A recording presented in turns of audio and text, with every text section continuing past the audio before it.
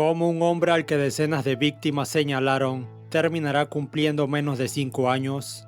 Diddy pudo haber pasado el resto de su vida tras las rejas. Se le acusó de dirigir una red de tráfico sexual, coerción, abuso físico y manipulación psicológica, pero en vez de cadena perpetua, terminó recibiendo apenas 50 meses de prisión.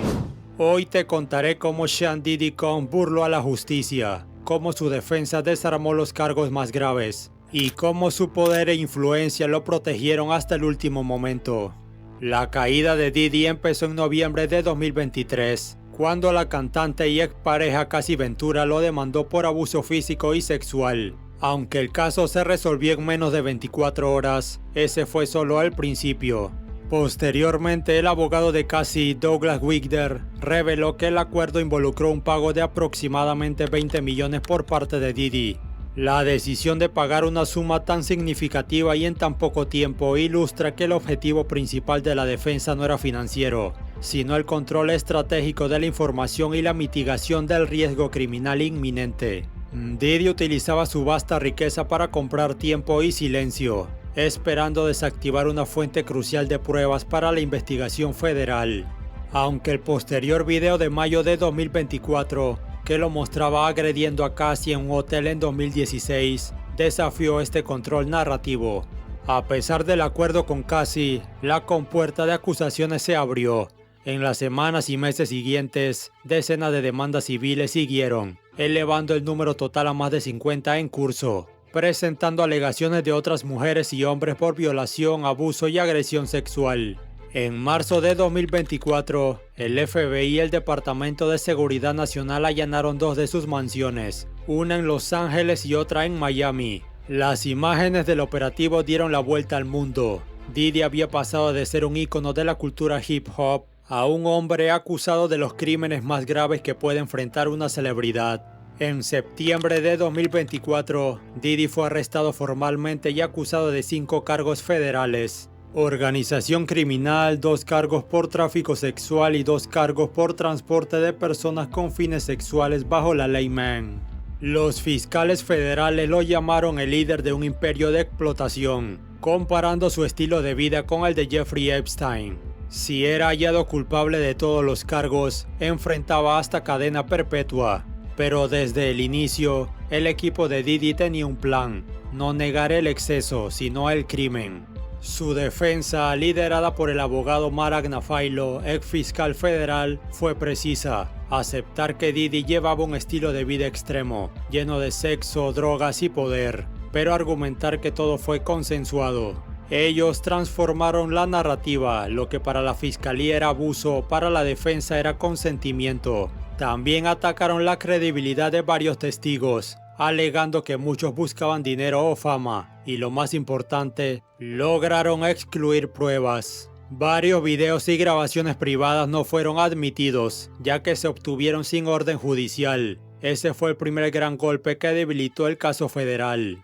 Durante el juicio en julio de 2025, se escucharon testimonios escalofriantes, pero el jurado no encontró evidencia suficiente para probar el tráfico sexual con coerción. El veredicto fue sorpresivo: culpable de 2 cargos menores bajo la ley Mann, que penaliza transportar personas a otro estado con fines sexuales, pero absuelto de los cargos más graves como tráfico sexual y organización criminal. En términos legales, eso significó la diferencia entre pasar 40 años a menos de 5 en prisión.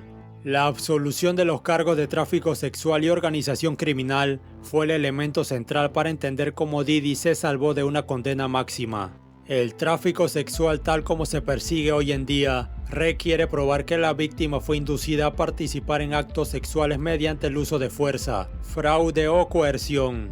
La decisión del jurado de absolver a Diddy de este cargo indica que, a pesar de escuchar testimonios gráficos sobre su abuso físico, coacción psicológica y el video de la agresión a Cassie de 2016, el jurado albergó una duda razonable de que la fiscalía pudiera probar la coerción en el sentido legal estricto. De este modo, la defensa logró convencer al jurado de que las relaciones, aunque tóxicas y abusivas, eran de naturaleza transaccional, donde las víctimas participaban por diversos motivos: dinero, drogas, estatus, y no estaban completamente esclavizadas o forzadas contra toda voluntad. Desde ahí el juicio para dictar la sentencia final se programó para el 3 de octubre de 2025. Y así fue.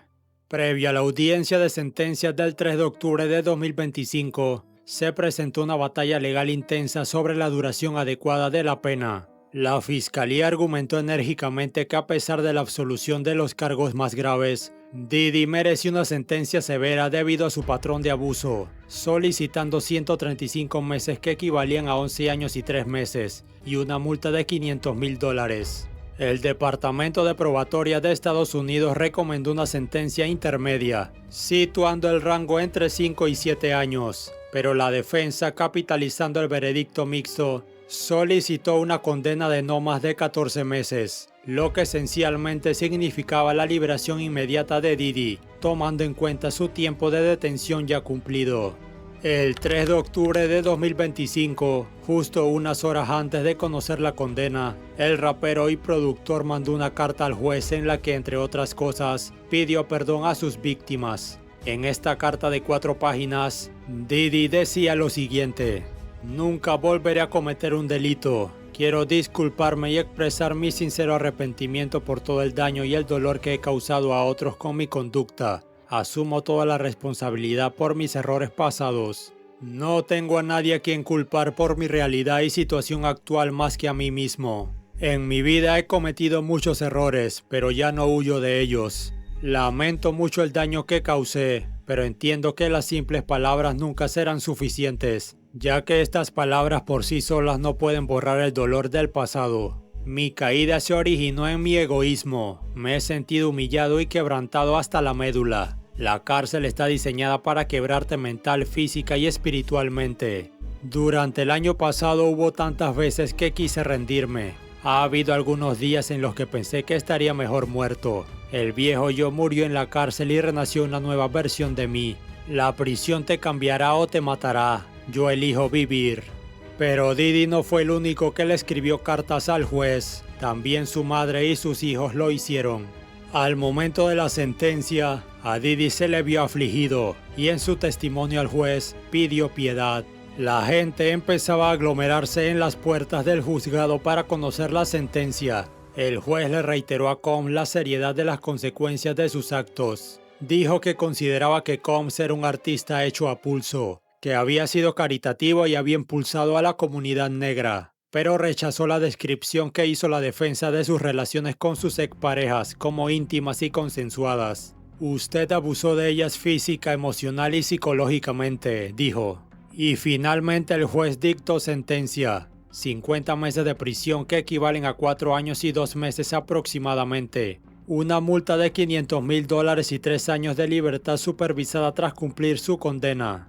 Si bien la sentencia fue un éxito para la defensa en comparación con la exposición máxima inicial, no fue tan baja como ellos esperaban, pero muchos lo vieron como una burla. La sentencia era mucho menor que lo que los fiscales habían pedido y por lo que se le acusaba.